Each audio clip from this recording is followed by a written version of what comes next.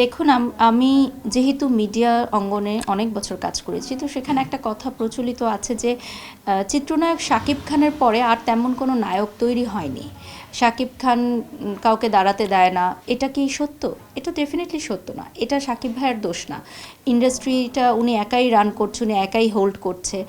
আসলে বিষয়টা হচ্ছে যে আমাদের প্রত্যেকটা সেক্টরেই এরকম কেউ থাকে যাকে সবাই ভালোবাসে, সবাই তাকে নিয়ে কাজ করতে চায়।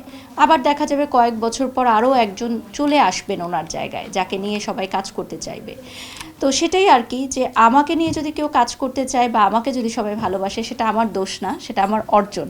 আর সিন্ডিকেটের প্রশ্নটা যেটা, এটা যারা আসলে অংশ হতে পারে না কাজের, যারা আসলে পেছনে পড়ে যায়, তারাই মনে করে যে কোনো একটা সিন্ডিকেটের কারণে সে পেছনে পড়ে গেছে, কিন্তু তার যেই কমতিটা আছে, তার যে যোগ্যতার অভাব রয়েছে, সেগুলো হয়তো তারা তুলে ধরে না। মানে বলে না যে আঙ্গুর ফল টক, ঠিক সেরকমই আঙ্গুর ফলকেও খেতে না পারলে সেটাকেই মানুষ টক বলে।